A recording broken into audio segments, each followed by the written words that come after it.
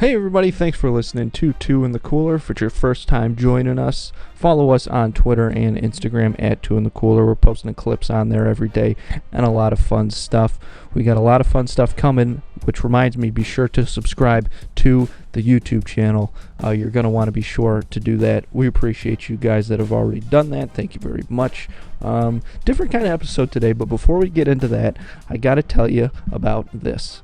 This episode of Two in the Cooler comes to you in affiliation with Instacart. Instacart is the best way to get your groceries delivered right to your front door. They've got some of your favorite products from some of your favorite local stores delivered to you in as little as 1 hour. Avoid the lines, avoid people with their carts and kids in the carts screaming, searching aimlessly through aisles at the grocery store. Forget all that and just use Instacart. It's super easy and it works great. The best part is right now, Two in the Cooler listeners get free delivery on their first order of $35 or more. Hit the link in the show notes and the show description to get that deal. This episode of Two in the Cooler is also brought to you by Two in the Cooler. That's right, folks. The merch store has been up for a while, now a couple weeks, and it's been incredible seeing all of the orders come in. People are starting to get their stuff now. It's great seeing it online and everything like that. We've got Matt Can't Read shirts, which are super popular. We've also got hashtag pizza tipping, and of course the Two in the Cooler logo, quality shirts, sweatshirts, long sleeves, tank tops. We got mugs on there that a lot of people have been buying, which is kind of cool. Start your day, a little coffee, a little Joe inside the Two in the Cooler cup. So thank you to everybody that's purchased merch. You can get that right now on teespring.com/store/Two in the Cooler, or when you follow us on Instagram and Twitter, just hit the link in the bio on both of those, take you right to the site. And folks, I have to tell you, I love this merchandise. It took us a while to put out merch because I wanted to be sure that we got you something quality. I hate when I buy like a t-shirt from something and it's like a thick, uncomfortable t-shirt that you just know is going to shrink in the wash. These t-shirts that we've got are awesome. They're so comfortable. They're super light. They're incredible. I love wearing them. It feels a little weird to wear a t-shirt with your own face on it, but it's so comfortable that I can't help it. So go on teespring.com, check out all the stuff we've got going on there. All right, so this episode, like I said, a little different. We're not in the studio today. We've got it back and remote because yours truly is down here in Florida. Matt's back in Buffalo. So we got a little appearance of Vacation Andy on the show for you today. But it's still a great episode. Might be a little island music in the background. You'll know what I mean when you get listening to it. But thank you guys very much for listening. Don't forget to follow and subscribe to us everywhere. Without further ado, here's the episode. Thanks, folks. We made it, Andy. We made it. Somehow, some way. The record button has been pressed. Yep. So a lot of stuff going on right now. But first, we got to get into exactly what's going on right this second. I had what I would consider a long night turned into a long morning. 5 a.m. practice. Been up since. So I'm going to bed after this episode, at least for a little bit, before I begin my day. And usually I don't even wake up till probably we would be done recording this episode anyway. Yeah. So no harm there. And you are recording from an unfamiliar location for yourself, one that is familiar to me, though. You are in Longboat Key, Florida, recording this week. You've got the shades on, you've got the Hawaiian shirt going, you got the sunscreen on the nose, and you've even got a little speckle of a noise floating around in the background. What is that there? That's just the music of the islands. It sounds music of the islands, baby. It sounds like a lawnmower might be starting up, but I assure you, I mean, that's in your head, man. That's purely the music of the islands. It's all waves, yeah. It's all waves. Oh man, this could be just the music of the islands coming through your speakers in your home. Maybe just to cure our listeners and maybe my own seasonal depression that we going on. What's it like down there? Weather, sunshine, what's going on? Yeah, it's hot, it's humid, and it's carefree. I'll move the camera actually so I can show open-toed shoes. My view just today. Everywhere. Can you see it? Oh, is that good? Would you consider that good? Right. That's the Gulf of Mexico for those who don't. That's not the Niagara River, folks. That's the Gulf of Mexico. Nope. Blue water. Yep.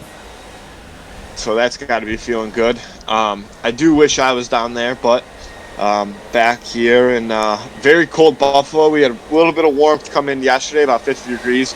Back down, I think it was like 22 degrees when I woke up this morning. Definitely had to have heat going on in the car. A little butt warmer reaction going on.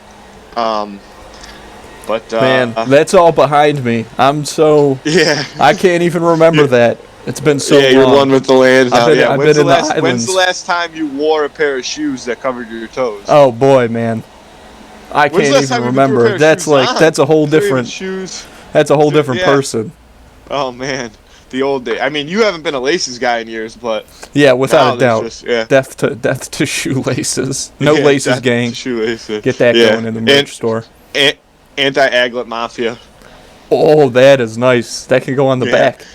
Yeah, that's not bad at all. I like that. Yeah, I got a little bit of merch going today. This is actually the first time I've pulled it out. Still getting some brand new wrinkles out of her. But Two in the Cooler, the all-white long sleeve right here. Got the big logo on the back as well. Super comfy. Teespring.com. Quick plug on that. As you know, I have to get out every episode. Yep. But yeah, so this is our first episode since we kind of finished the studio, that we've been back on Zoom. So, it's nice to kind of connect back to our roots, just have you and I again on here, shoot the shit a little bit. It feels nice. It's weird. It definitely... I mean, I'm glad that I finally get to be the one in Florida, and you're the one back staying cold, but it's weird going from the studio to back to, like, doing it remotely. Yep. Yep. Back online. Yeah. It just feels weird. It makes me a little sad because I've been getting used to seeing your face at least once a week in the studio. And it's a face that many people really enjoy seeing. Is the thing. A lot of people are kind of in the same boat. Mm-hmm. Damn, I didn't some see people Matt's don't. Face today, and some people stuff don't. Like that. So I believe it's looking a little rough right now. Didn't get the shave in this morning, like I said. Early practice, getting a haircut later. So I'm waiting for the barber to let him get his hands on that. And staying away. Barely see you because of my sunglasses. Really? Oh, I was gonna say. But I can't take them off because that's against. Though, it's actually when I hopped on, I said to Andrew, I said it looks like I've kind of been doing crack because the camera was a lot more clear than I remember it being from being so close in like the Zoom interview. I hopped on and I almost scared myself. But again, we battle. It is a Two in the Cooler mentality, and we're here for you guys. And I guess we're kind of here for each other as well, right, Andy? That's right. Nothing can stop this train. Not even a mild crack addiction. Chew, motherfucking chew, baby. So I'm here. Traveled yesterday. Going through the airports, which was pretty weird with COVID. But so I was in 3 airports yesterday. Rochester. Oh, you guys flew into Sarasota. Oh, because you flew out of Rochester. Yeah. Okay. And at Rochester and Atlanta, not a lot of folks. A lot of like things spread out. People wearing masks, putting hand sanitizer on constantly. We get down to Florida, and basically everyone is nude in the airport. There's like no clothes. There are so many people at the Sarasota airport. It's the most people I've been around since COVID, actually. It's practically like Disney World. Like there's. And you know what? The Sarasota airport itself isn't a very big airport, but it's definitely an island lifestyle airport. Like people that are flying into Sarasota, you're either in Sarasota or you're in one of the Keys. Like you're living the dream, Yeah. There's They don't even. But it is what it is. It surprises me though, and they don't even tell you to put your shoes on the belt because nobody's wearing them. You don't have any. Exactly. Everybody's already barefoot. Yeah. They're going to be dragging Andrew off the beach, which actually is an interesting concept that we should discuss in a second. But first, I'll say it does surprise me because when I've been to the Atlanta airport the several times that I've traveled, calendar year, right? Because we're back in March, which we'll talk about that too. The Atlanta airport is such a big fucking airport, and I mean, I know they do what they can, but it's such a unique place too, because not that, there's, there it definitely is more relaxed when you get more south, right? And the Atlanta airport is, in that spot of Georgia where you're starting to get south, and there's people flying in from all over the place. So you've got large demographics of people. It's nice to hear that they're keeping it a little clean. But when it comes to the beach lifestyle, Andrew, you hate sand. Well, and this is something that cannot be overlooked. It's so great that you bring that up, Matthew, because as I come to you remotely today, I am not the normal. I'm not Andrew Canada. You're not Andrew Canada. I'm not button up Andy. This is Vacation You've taken Andy. On a new persona. This is Vacation Andy. And okay. Vacation Andy rolls around in the sand. He loves the sand. Vacation Andy loves the sand. He gets it in all his cracks and crevices, eh? That's right. Yeah. Right where it belongs. Vacation Andy is every day. Vacation Andy goes out to the beach with a little phone speaker and a case of land shark, and he doesn't come back until it's finished, and he just sits on the beach. Until it's dinner time. That's the best part about being there. That would be maybe see a couple dolphins. Maybe you imagine a couple of dolphins because you've had a couple too many land sharks. It doesn't matter. Yep. It's pure bliss, right? Pure bliss. That's what it's all just about kind of there. Befriend just a lot more open. Getting the toes in the sand, befriending the seabirds, cranes, pelicans. It's really difficult not to make song references when we're talking about this type of lifestyle, because I heard the toes in the sand call, and I've thought of and it comes out naturally. I've thought of a few myself that I've held myself back from, and that's also because leading into what will be a Who Would Win of the Week that I'm really excited about for the ages. But we won't name drop that yet. We're going to keep that a secret till we get there. So the biggest thing I think that everybody, in the world is expecting, maybe hasn't started yet, but it's going to happen, and we know it's going to happen, and it's going to be annoying as shit, but we're going to get out in front of it. It's March again. Mm-hmm. So a year ago was when the world, went into lockdown, and everybody's lives changed for the different, and we're now a full calendar year later, and it's going to be a lot of this was the day that, this happened, and a lot of looks at the previous year. Andy, I see you got something going on, but your camera's a little frozen. Oh, just a head nod. Okay, that'll happen. So what, Andy, give me your take. Past year, what are you thinking about? What do you think when you think, holy shit, it's been a whole year. This is now 12 months later. We've made it all the way around. What I think is probably what I imagine a lot of people are going through, that it's kind of like we just lost a year. We just completely lost a year. And the first time I had that thought, which was actually a couple months ago, I was surprised. I was kind of able to come to terms with it pretty quickly, but I think it's just because, there's nothing we can do about it. Like, we have to. We can't go back. We have to look forward to and kind of realize, like, okay, this is a year that is completely gone. Like, we completely lost a year of life, basically. And maybe that'll give us more of an appreciation for when we go back to normal. However, that is kind of like, I remember at the beginning of the pandemic, there were a lot of people, myself included, being like, maybe this will make folks like be kinder to each other. There was a lot of optimism and kinder. I think we had that talk on the podcast in the early days. And you were like, no way, absolutely not. This is, if anything, this is going to make people worse. And I think that history has revealed that you are perhaps more correct than I was. Maybe I'm just too cynical, but hey, what are you going to do? I was thinking, I have two things to say. I remember thinking when it happened, and you're like, there's no way this lasts till summertime. Like, at some point, we're going to get to enjoy our summer, right? And, we found new ways to enjoy it, but everything was still closed. And then you're like, yeah, but at least by Christmas time, like, this will all be gone. And then Christmas came and went, and nobody got to see their family.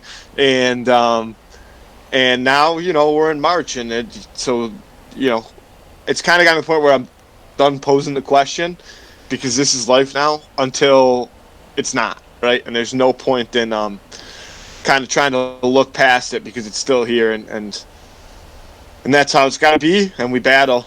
Yeah. But I also had a thought. I don't remember what it was, but I was watching just a conspiracy show. Oh, unrelated, but now that I'm on it, it made me think of it. I started watching this show the other day on Netflix called America's Book of Secrets. So the title I didn't realize when I read the title, but it's a TV series based on the president's book. Yep. The myths that surround the president's book, which, as any sane human should know, is the storyline of National Treasure 2, The Book of Secrets.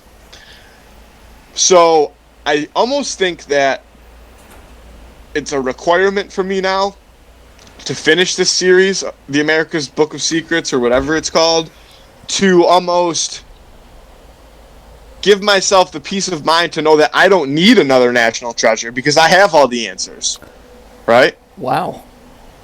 And I'm kind of, just like I'm coming to peace, just like I've become at peace with the way the world is now, I have to become at peace with the fact that, we might never get to see what was on page 247 or whatever. We might not get, another opportunity to see Nicolas Cage play Ben Gates and just uncover millions of years of history and make our world a better place. We might never get that again. And that's, something I'll have to live with till the day that I die if it does happen. And we have to be okay with that, because things that are outside of our control, Andy, we can't let them affect our daily lives. This conversation has made me about 10 times more sad than the one we just had about the fact that we've been locked down for a year. That made me, I like that. And I think a lot of our listeners would agree. But hey, listen, I'm not going to stop. I'm not going to stop my constant desire for wanting a third National Treasure movie. I won't stop, hitting the papers and getting in the ears of the people that matter. But I'm not going to lose sleep over it anymore, because that's how my life goes. A lot of those sleepless nights, come back to what would Nicolas Cage be doing right now if he was ripping around in 2020 as Ben Gates. What would he be sleuthing about? Would he be able to figure out, what's going on in Texas, or the truth behind coronavirus? Would he be able to figure all these things out? I think he would be. There's definitely somebody weed whacking, isn't there? It's just the music of the islands.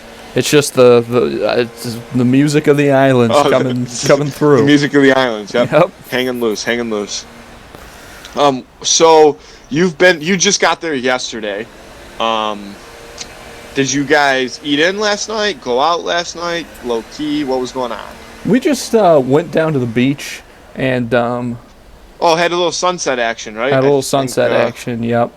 But hopefully we're gonna get out, try some of the local cuisine. The thing about where we are is that it's all elderly people. They're all very old.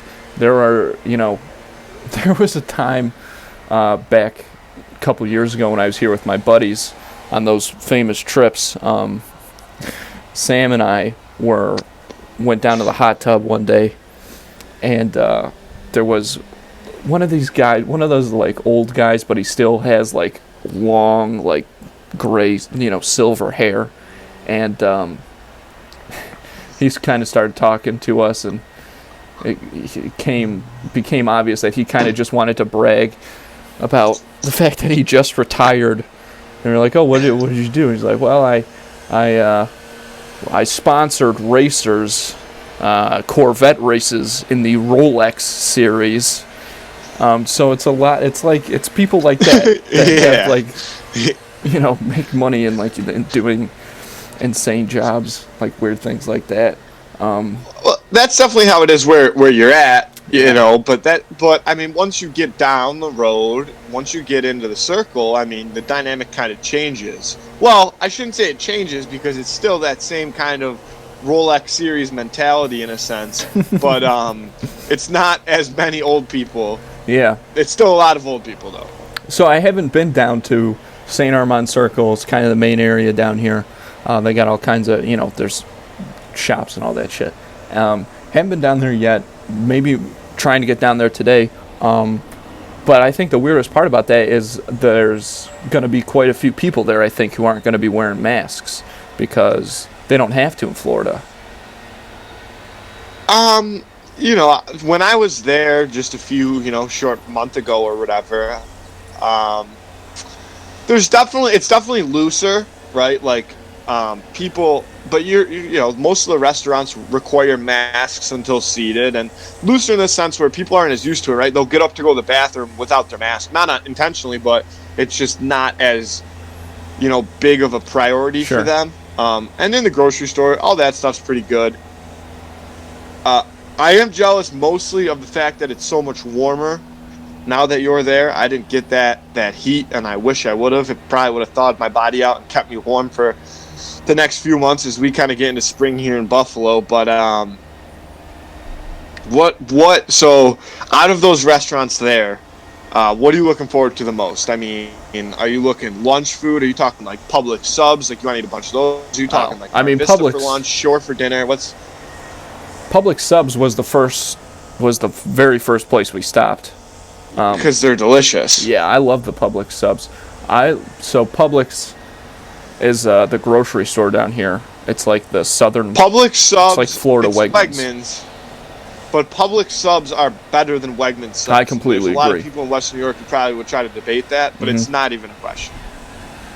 Yeah, I agree. Going back in there for the first, because when I lived in Florida, that was my grocery store. I'd go to Publix. There was one right across the street from me, and I love Publix. I really love Publix. I probably do end up I like it more than Wegmans. Wegmans is a great grocery store, but they've got their issues. Like they sell a lot of just their own stuff, and there's something, I don't know.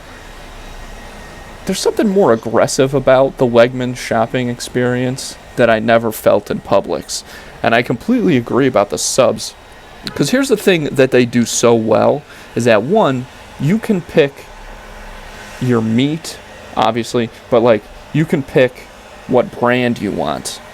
Like you can choose boar's head or, what a Crocus ham, whatever. You can choose.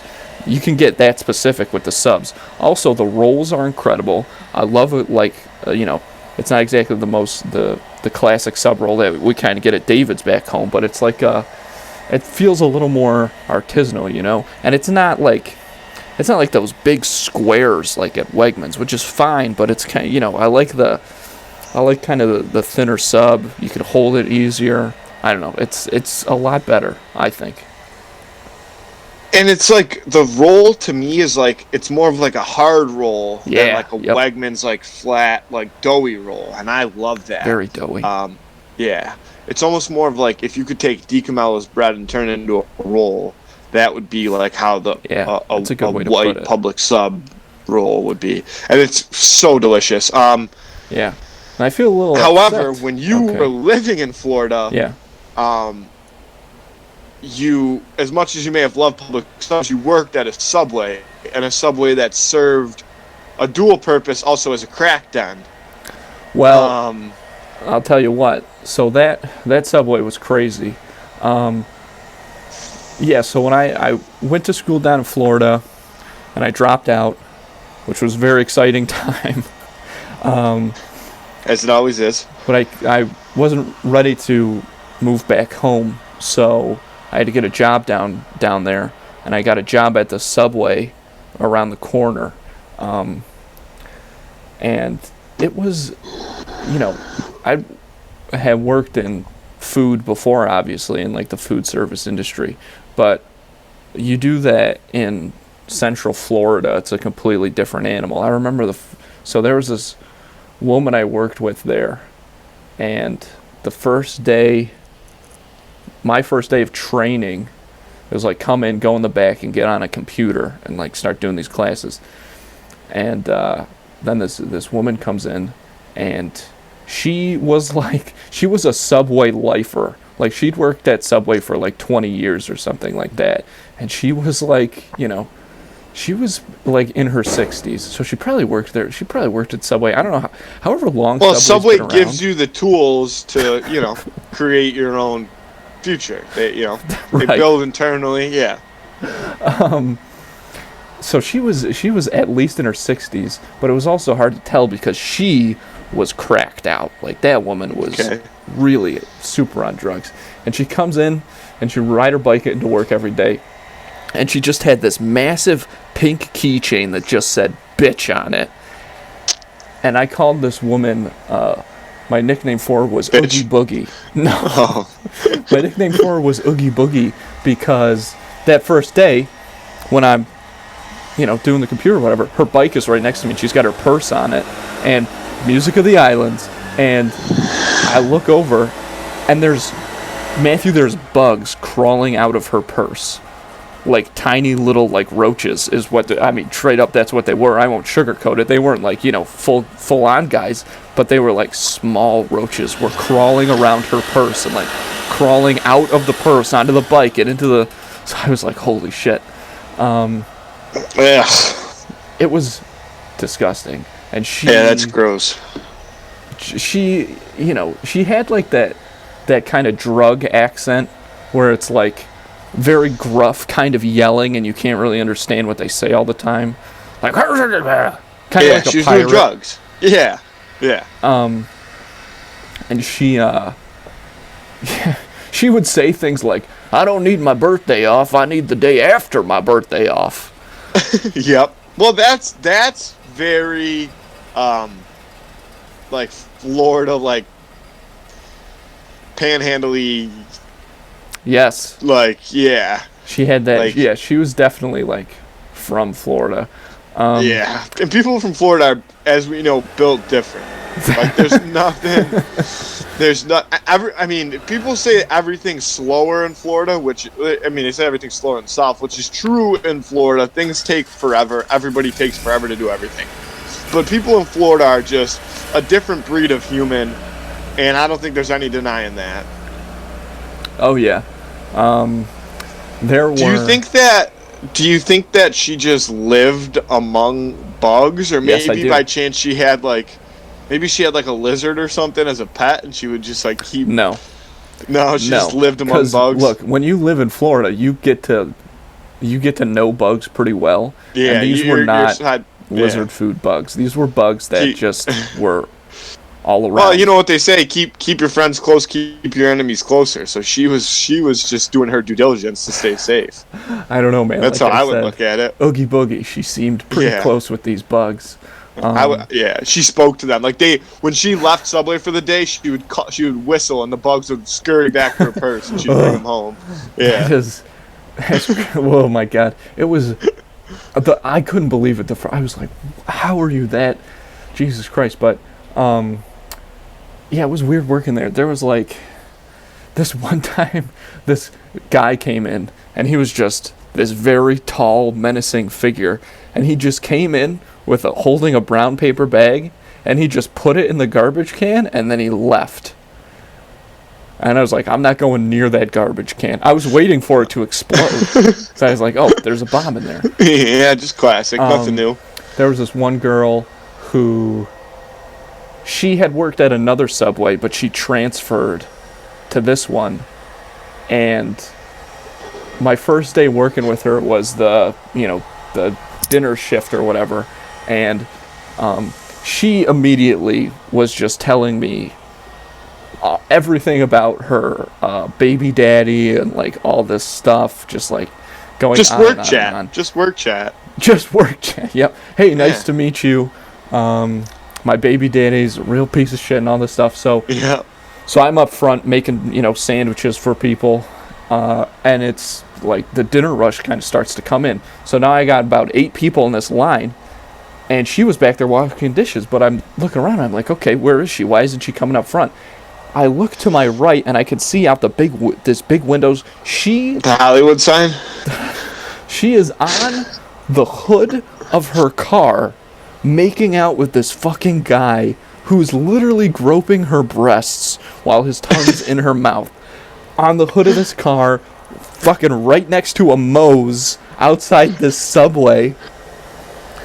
And then she finally came back in, and she was like, "Oh, that was my baby daddy. I was telling you." Oh, that was him. Yeah, that was the guy. That's such a big piece of shit. So, I was letting him grab my titties while I was supposed to be working. So, this other girl that I worked with, who was quick OTPHJ, just right in the Moe's parking lot. That whole place once that girl got there, things got really weird because this other woman that I worked with, her baby daddy was the manager of the Subway, and they were together when I started, and then while I was there, they broke up, and then this guy started dating that woman from the hood of the car. So everything was fucked up there. And then the only guy who I really liked there was this guy named Frank, because Frank hated people. He hated everybody. Sometimes those are the best people. Yep, and he just came in and like did his stuff and like would not talk to anybody. But another big problem there was the first time I had to like clean the bathroom, they were like, "Hey, make sure you watch out for needles and stuff." And I was like, "Oh, okay." And they're like, "No, seriously." Because it was kind of a hot spot for people to go into the Subway bathroom and like shoot up. So there was this one time when I was working nights, and one of the girls I was working with was up front at the counter, and she came back and she was like, "Do we have any spoons?" And I was like, "Oh, so there were kind of like these big spoons that we used for cooking and stuff that we had. Yeah. And she grabbed one of those and she brought it out. So I went out there when I was done with dishes. I was like, "What's going on?" And she's like, "Oh, this woman came in and asked for a spoon." So I handed her a plastic spork, and this woman goes, "No, like a metal spoon." So this girl that I work with went back and fucking got her one, and so this woman took her metal spoon into the Subway bathroom, obviously to melt her drugs. She had a 4-year-old kid with her and left him in the lobby while she was in the bathroom doing drugs. So the girl I was working with was like, "Oh, I just gave him a cookie or whatever."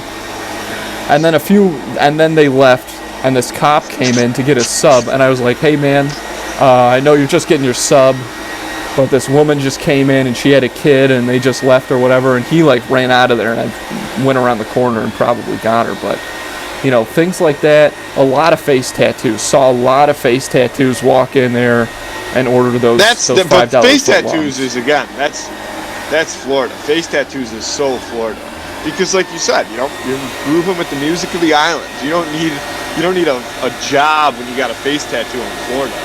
You just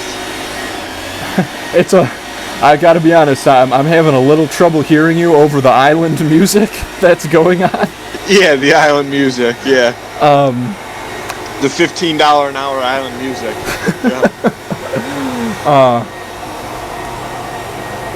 Hey, what are you gonna do?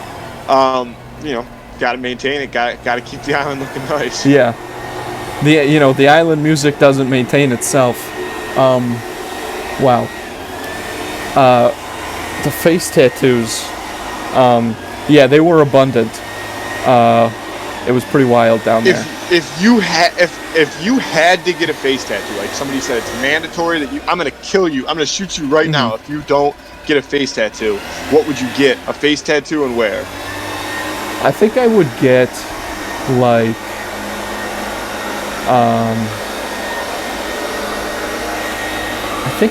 like because if you're gonna get a face tattoo, you should need to, whatever the circumstances are, you need to go all out with it. So I think I would get like some kind of crazy like sand dune from like the book Dune, with maybe like a sandworm or like Paul from the books like standing on it, and I'd get it right here. Obviously, you have this is a prime spot. Yeah, it's a good spot for a face tattoo. Or some kind of maybe some kind of Illuminati pyramid or something. I'd just get that right there. We've had this conversation before. The Illuminati, it always gets my blood boiling a little bit. My girlfriend didn't know what the Illuminati was. She lives under a rock apparently, and she's not woke enough to know who really runs our world. Come on, so I gently introduced the concept to her, and then she was hooked. She was like, "We got to find documentaries, blah blah." And I tried to explain to her that.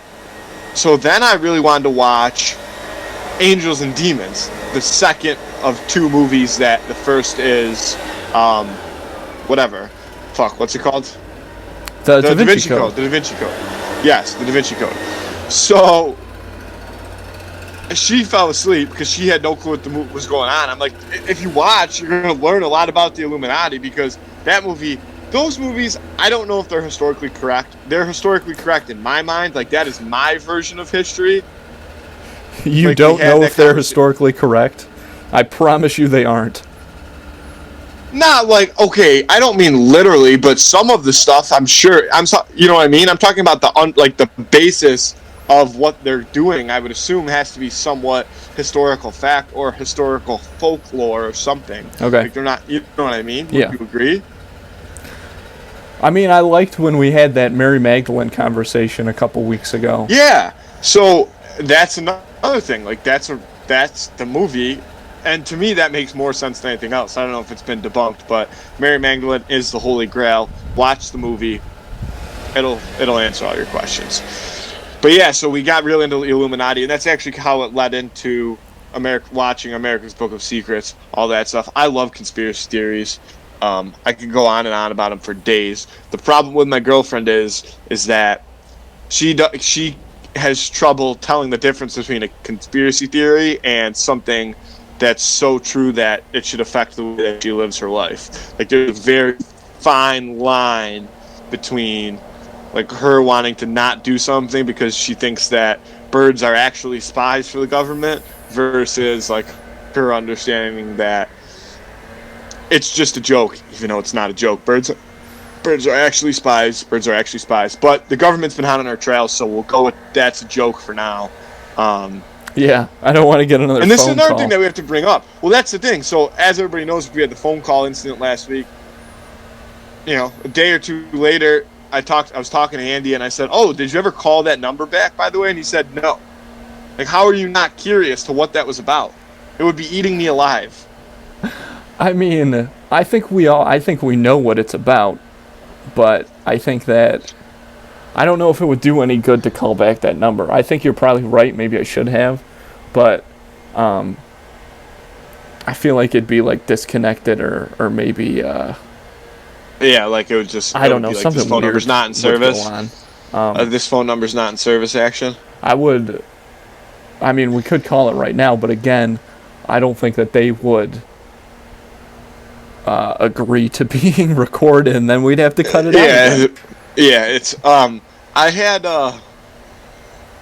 an incident happen. I mean, I don't know if we've talked about this on the podcast before, but you know how it is with your car's extended warranty and the Marriott hotel rewards and the free cruises and all these phone calls you get nowadays. I had a number, and so and you get them, and a lot of times they're local numbers. It'll be a 716 number. Mm-hmm. You know what I mean? So it's should I answer it? It's a difficult decision. And the way they do that is they spoof other people's numbers and use other people's cell phone numbers to call you off of, right? And so the one day I get a phone call from a random number and I answer it, and it's a guy, and I'm like, "Hello?" And he's like, "Hi, may I ask who's speaking?" And I'm like, "May I ask who's speaking?"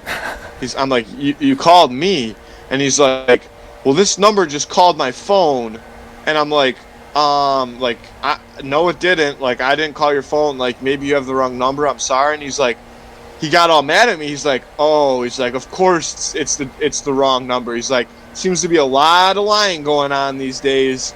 And I was like, "I'm sorry, sir. I didn't call you." And he's like, "Yeah, sure." And we just hung up.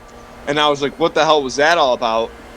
And he didn't believe me. This guy seemed genuinely mad at me, like I had just prank called him and told him his wife was fat or something, but I didn't call him. So, like 2 days later, I get a call back again, same number, and I answer the phone, same way, hello? And he goes, may I ask you speaking? And I'm like, I think you called me the other day, like, I don't know on, but like, I'm not calling you off my phone. Like, this is my phone number. Like, I'm not like making any outgoing phone calls. Like, I don't know what's happening.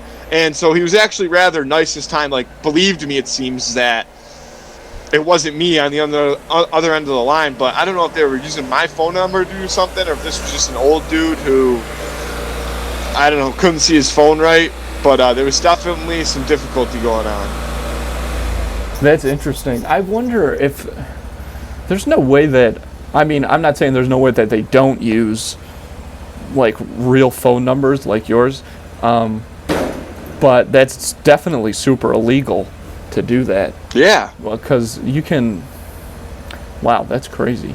But yeah, I remember, it sucks that like they can create these numbers that like look like local numbers to call people on with those, you know, extended warranty stuff and things like that.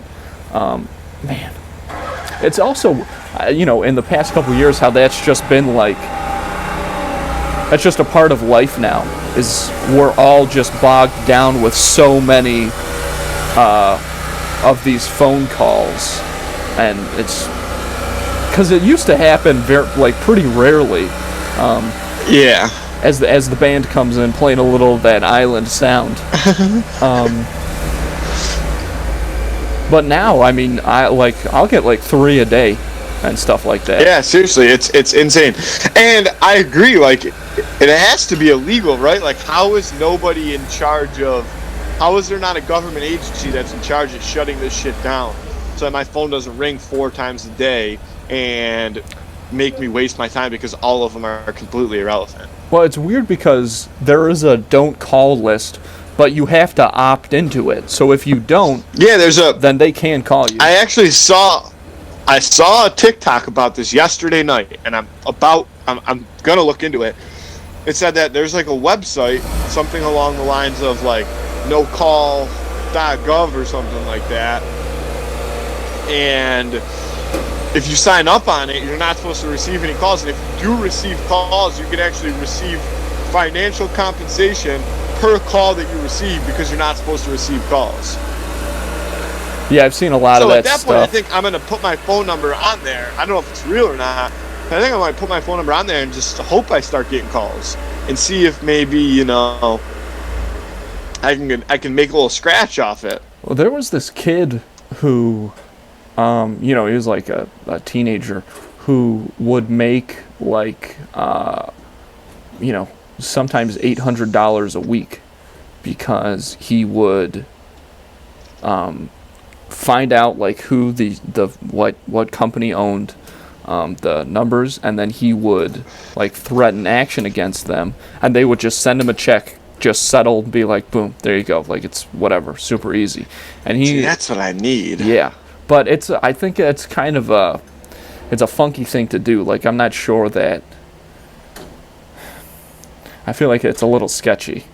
But also them calling you straight up is a little sketchy. So I don't understand the phone calls, though. Like, if I get 3 calls a day about my car's extended warranty, like, how many people are they calling? And how many people are actually, like, falling for it that it's even worth their time to still call me 3 times a day? Like, I literally... sometimes I don't even answer, but I literally answer the phone, and the second I hear literally anything other than a human that sounds like somebody I know or somebody that's actually trying to contact me, I hang up. Yeah. So what are they getting out of that? Like, besides... Well, you know, it's with that type of deal, scam, whatever you want to call it, it's completely a numbers game. It's the same thing as like with some of those like multi-level marketing deals. Like it's all a numbers game. Pyramid schemes. It's pyramid schemes. Yeah. It's all a numbers game, just trying to get as many people as possible. And I think when you do it by phone, obviously you can reach a lot more people, and some of those people are going to be elderly. And I think that elderly people, because they didn't live most of their lives with being introduced to robocalls and technology. voices, it's like, oh, this must be kind of... It's something that I think maybe to people who are out of the loop and unaware would seem like a very advanced, legitimate thing, when we know it's kind of like trashy and obviously this. You brought up something that I don't think we've ever touched on the podcast, and I don't mean to put people on blast, but I definitely mean to put people on blast. There's these pyramid schemes that exist still to this day that people refuse to accept that are pyramid schemes, and it drives me absolutely up a fucking wall.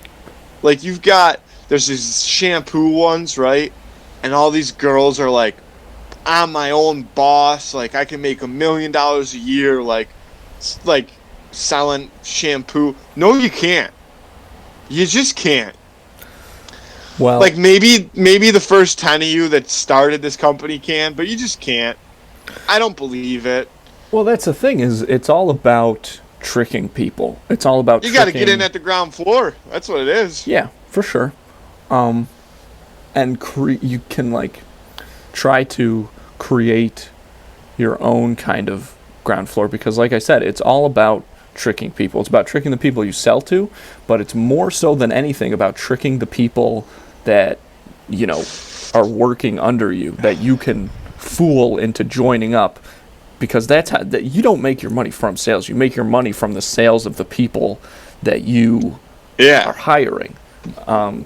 So I think it's a very, you know, not to get too into it, but I've had, you know, experience with people like that, and it's very revealing to see somebody who gets into that and becomes very successful, because I think that, based on my experience, you have to have basically zero empathy. And a lot of these people, I think, that you see who are big on Instagram with the things like the shampoo or whatever, the folks that they're bringing in are friends of theirs. And that's what's really fucked up, because they're getting screwed. And you know that. You have to know that. Like, look, at a certain point, once you start to bring people into one of these schemes, you are aware of exactly what's going on.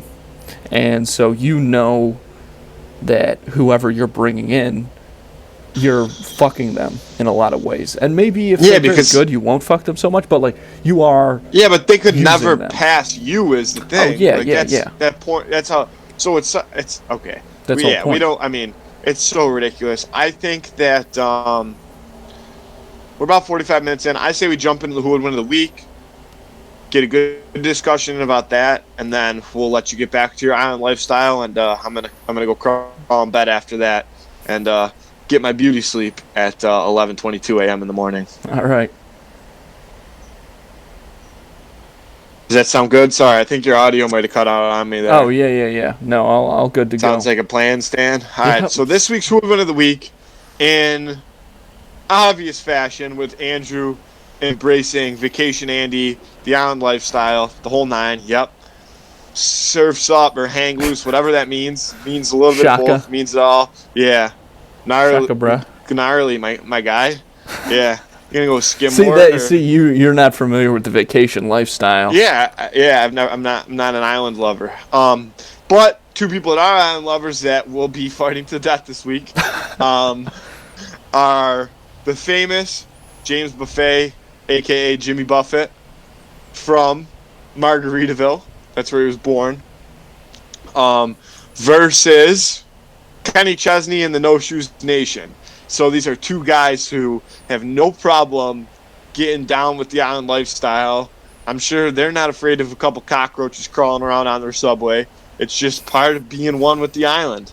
I don't know if I'd agree with that. Yeah, maybe not the cockroaches on the subway, but they're not garbage people. They're just but you know, they're one with the elements. You know, no shoes, no shirt, no problem. You know, it's kind of how it goes. That's why I was trying to hold off on the song references earlier, because I figured there'd be enough of them in this segment.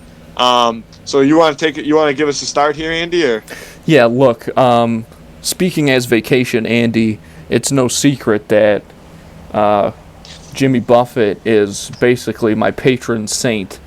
I'd absolutely... You're a parrot head the second you go on vacation? Yes, Vacation Andy, I would say, is, a devoted parrot head completely. You have the parrot head manual, which is available for purchase. It's pretty great. It's a tiny little book. But let's talk about... But that's a great place to start, is with the parrot heads. Jimmy Buffett is such an eccentric leader, an enigmatic... I don't know if I'm using that word right or if that word is correct, but an enigmatic leader. I don't even know what that word means. But that he has basically started a cult. And that, with that comes an unbelievable amount of power. A guy who can do that can do just about anything. And it's not just like he does very well with his shows, down in Florida or whatever. He sells out Wrigley Field. The parrot head is something that is not just for Islanders like myself. Andy, you there? Yeah, I'm here. Oh, okay, you're back. Yep, okay. Good. Okay, sorry. It's not just for Islanders like myself. It's something that's encompassed the whole globe at this point. And let me tell you, the Parrot Head Nation grows every day, because I think that most people have probably heard Jimmy Buffett, Margaritaville, maybe some of his other songs, pretty consistently throughout their lives. But you can... And maybe they're pretty dismissive of it, but all it takes is one moment where that music hits you just right, and you're a parrot head for life. It happens just like that. See, I agree. Here's my thing: is that I agree that the parrot heads are cult-like in the sense that they've really embraced this island attitude. And you got a guy like Jimmy Buffett who, if he's on a plane all by himself and he accidentally crashes in the middle of the ocean and swims his way to a remote, deserted island, he'll be fine. He'll live there for the rest of his life. He doesn't care. He doesn't care where his damn shaker of salt is. He doesn't care whether it's his fault, whether it's his girl's fault. It doesn't matter to him. All right? He just lives that island lifestyle. So as much as you could say that these guys are very laid back, they're also very in tune with their environments. And I think the same can be said for Kenny Chesney, though. You talk about the pair, you have to talk about No Shoes Nation. And No Shoes Nation is virtually the Parrot Heads, but if the Parrot Heads were able to embrace more of a pirate lifestyle, right? The logo for No Shoes Nation is the skull and crossbones. It's a pirate life. There is no shoes. There is no shirts. It's a cowboy hat, a pair of probably not even swim trunks, probably jean shorts, and that's the way you live, right? With whatever you got. So I think that you've got two worthy contestants as far as the island lifestyle goes. They both have got that down. I think that Kenny Chesney is a little bit grittier, I would say. He's got a little bit more grit, a little bit more of that southern twang, that kind of punch you in the mouth mentality, and I think long run that's going to win him this fight. I did a little bit of research of my own, as I always do. This is virtually a midget fight as far as I'm concerned. We got Kenny Chesney coming in at 5'6", and Jimmy Buffett coming in at 5'7". Both really short guys. Shit. So height's not really going to be a factor in this one. And I'd say we take them both in their prime, because not that either of them are in their primes anymore, but Kenny Chesney, as pirate lifestyle, he keeps himself in shape. Mm-hmm. James Buffet, is a bit older. Look, yeah. He's, you know, couple too many margaritas and land sharks maybe these days. Couple too many chips and guac, whatever you got going on over at Margaritaville, USA. He is looking old, I'll give you that, but he is not. No, he's a young soul. He's definitely a young soul. I mean, talk about staying in shape. Jimmy Buffett is in shape, okay? He surfs constantly, which is an excellent way to stay in shape. Cowabunga. I will agree that Kenny Chesney, I think grittier is a great way to describe him, kind of like a grittier version of Jimmy Buffett, in a sense. But I don't think that you can really... It's just not as close as I think maybe you're making out to be the No Shoes Nation and the Parrot Heads. Yeah, but I'm not talking about size or you're talking about passion, or what's the word I'm looking for? Commitment, loyalty. Yeah. Because their fan base isn't what's going to win them the fight. No, that's true. I'm just saying, like, this is Jimmy Buffett versus Kenny Chesney. I 100% agree that Parrot Heads are way more of... No Shoes Nation is more of a following, a notion that kind of comes out in Kenny Chesney's songs that fans of the general lifestyle and music... I agree that the two groups are different, but like I said, it doesn't matter. They're fighting each other, and you know, they're both in good... I agree. I guess I shouldn't say that, you know, they're not... Neither of them are... One or the other isn't in good shape. They're both in good shape. And part of the reason of that is because the key to a healthy lifestyle is to be stress-free. And these are two guys who haven't sniffed an ounce of stress since friggin' the 70s, at least. Yeah. Maybe even before then. And, but it comes back to that grit. You know, Jimmy Buffett is a guy who lives, you know, he lives on the beach. He's one with the ocean. He's one with the sand, with the air, the whole nine. Mm-hmm. Kenny Chesney was raised with that same saltwater air, but also has the ability to go jump in the creek that's inland. You know what I mean? And float around on an inner tube there and kick off the gators that are coming at his toes. Interesting. While he enjoys an ice cold Pilsner. There's just, you know, they're both, you know, they both share the same moral compass, but Kenny Chesney was raised differently than James Buffett by the wilderness. I get that. Kenny Chesney, I think he seems like the fella who much more so than Jimmy Buffett has that kind of like down to scrap. You know, he can kind of turn it on, right? So yeah, I think Kenny Chesney is always down to scrap. I think Jimmy Buffett, though, certainly is not one to be underestimated. I think when, you know, something needs to get done, he's ready to do it. I think that he's a wiry guy. I think that he's going to be a lot more elusive. I honestly think that he could have the upper hand. Jimmy Buffett could have the upper hand when it comes to athleticism against Kenny Chesney. I'm saying these two go at each other. Jimmy Buffett could, like, he seems the type of guy to me who could somehow spider monkey his way onto Kenny Chesney's back. Like, I'm talking like Brazilian jiu-jitsu style, like wrap him around, grab him, you know, by the neck, something like that. I think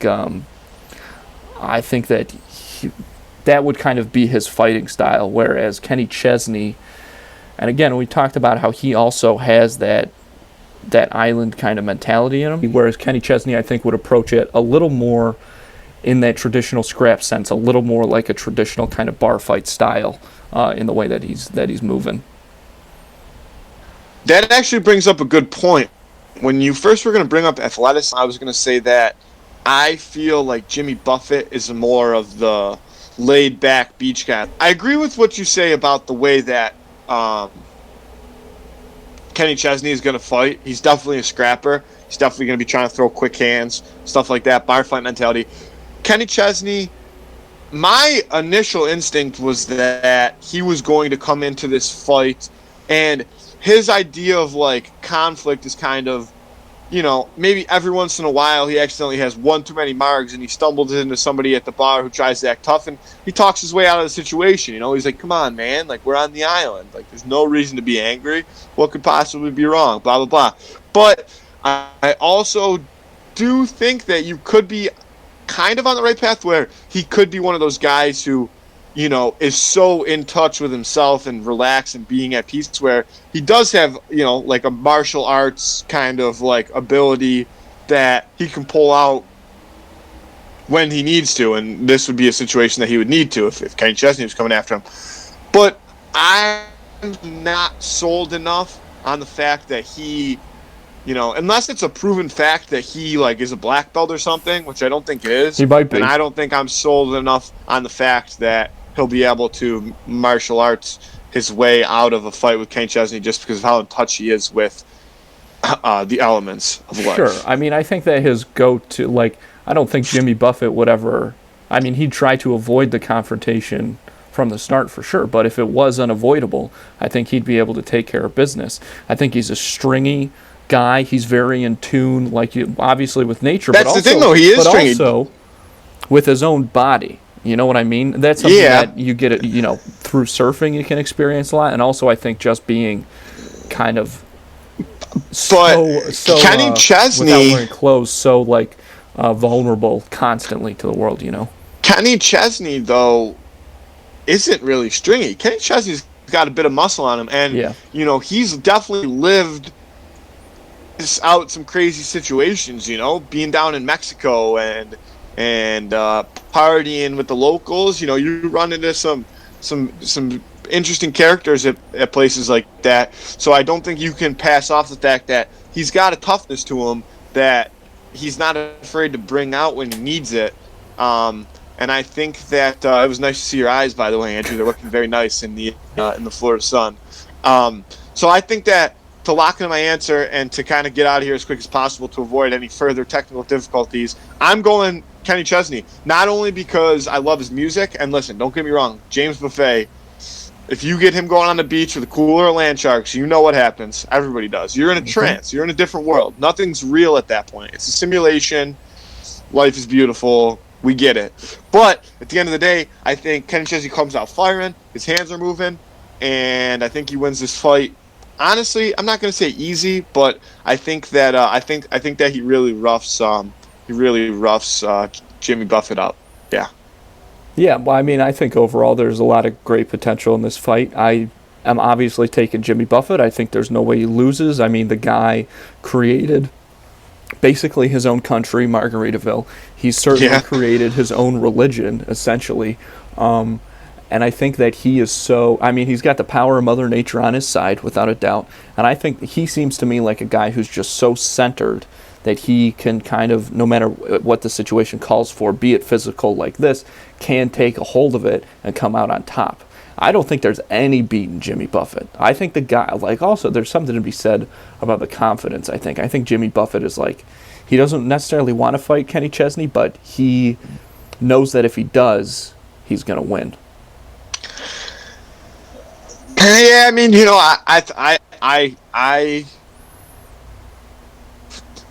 I mean, I think this comes down to one simple saying, and it's hard work beats talent when talent doesn't work hard. I think that Kenny Chesney's going to go into that fight working harder than Jimmy Buffett is because he's Kenny Chesney. He's got that scrappy grit mentality. I don't think he's going out easily or at all because I think he's winning.